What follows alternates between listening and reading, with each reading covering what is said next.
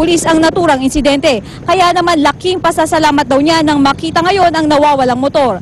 Ayon kay Police Superintendent Arthur Masungsong, Chief of Police ng Taytay Rizal, mas makakabuti raw na tumigil pag may checkpoint at makipag-cooperate. Sa mga may-ari naman raw ng mga motor ay nararapat na magdoble ingat. Nino sa kanya? Noong gabi na yun, may binili po. Tapos pagbalik po, binalik po yung susi. Ngayon po, mga ilang minuto, wala na yung motor ko, pero nasa akin yung susi. Nagtataka po ako paano niya na ilayo.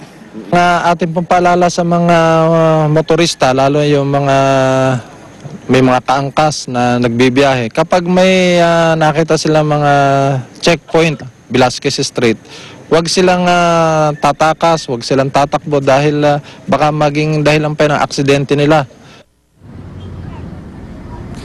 At yan ang latest update mula dito sa Taytay Rizal. Igan? Maraming salamat, Katrina Son.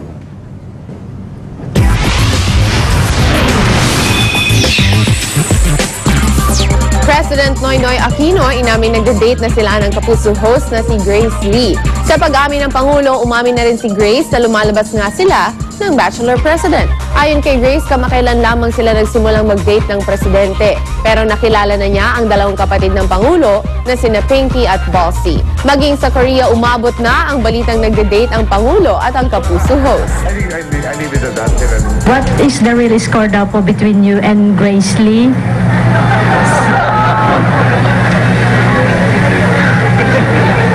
Well, we're seeing each other. Alright? Hindi pa siya matagal. Actually, we have only been dating for a short while. Going out on dinners, ganun lang. I think we're still at a stage of getting to know each other. Samantala, actor-director na si Cesar Montano itinalaga bilang banggong miyembro ng Optical Media Board. Mismo si Pangulong Aquino ang nagtalaga sa aktor para kumatawan sa private sector. Nitong nakarang linggo lang muling nailagay sa spotlight ang anti-piracy campaign ng Aquino administration matapos lumabas sa mga litrato ni Presidential Advisor Ronald Lamas na bumibili umano ng pirated DVDs. Sa appointment ni Cesar, mas paiigtingin pa raw ang kampanya ng gobyerno kontra film and music piracy. Marami pa akong ihahatid na showbiz news sa inyo mamaya, kaya dyan lang kayo. At ang irit namin mamaya, isang lalaki patay matapos mahulog mula sa ika-5 palapag ng tinitirang gusali sa Tondo, Maynila. Taxi at motorsiklo nagbanggaan sa V. Luna, Quezon City. Abangan yan at iba pa sa unang balita mamaya.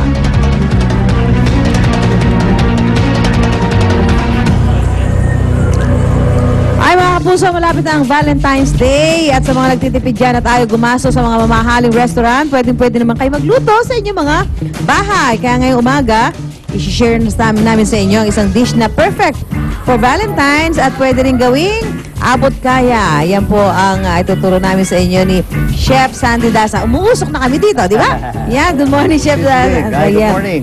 Okay. Ano ba yung special dish natin ngayon? Ang gagawin natin ngayon, medyo budget saving tayo ngayon. Ano? So ang gagawin natin, instead of beef tenderloin, is pork tenderloin. Ano? Oo, pork. Hindi siya yung beef ngayon. Yan. Tapos lalagyan natin ng konting gulay. Okay. Yan, para may kulay at healthy tayo. Wow. And then lalagyan natin ng gravy. Okay? Ayan. So paano palalambutin yung pork tenderloin, Chef? Actually, hindi na pinalalambot ito, Susan eh. Talagang iano mo lang, ma-marinate mo lang? Ma-marinate lang natin sa oyster sauce at saka calamansi. And then mag-iinit tayo ng dali Wow! Bawang.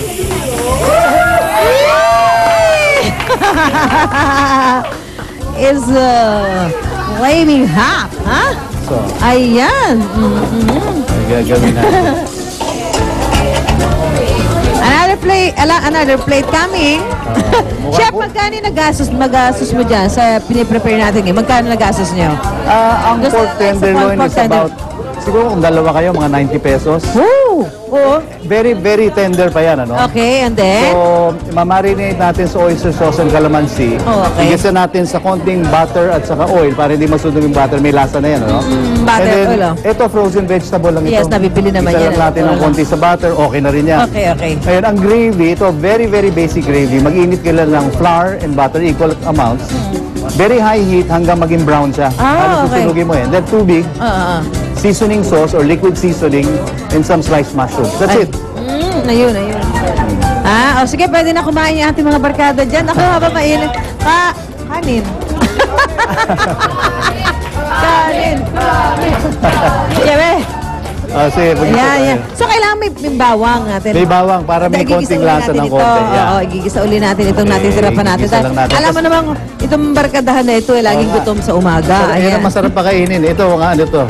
This is marinated pork tenderloin. Gaano katagal lang yan na i-marinate Alam siya? mo, mag-iba lang siya ng kulay kasi you have to remember also, pagka nilagay mo sa sizzling plate, tuloy-tuloy pa ang luto niya eh, di ba? So, madali lang kasi. Madali sabi lang mo, siya, napakadali niya yeah. lumabas. So, once na nag-brown, pwede na yun. Yan. Ay, napakalambot nga. Parang kumakain ka na Okay. Yung I-ano natin sinerve mo, to, chef, mukhang hindi na magtatagal.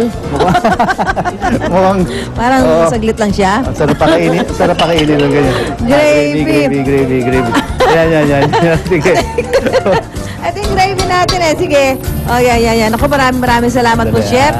At naku na, masayang-masaya yung ating mga kapuso. Ayan, may natutunan na ho kayo para sa ihahanda nyo this coming Valentine's Day. Yeah. Hindi na kayo gagastos ng mahal.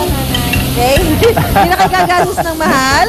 Dahil meron na ho tayong special dish na sizzling pork steak. Yeah, with, ito kasi, medyo very lean, healthy pa, di ba? At saka hindi ganun kamahal compared to beef, of course. Ayan. At saka ang buhay ng tenderloin nasa sauce eh. Nasa sauce.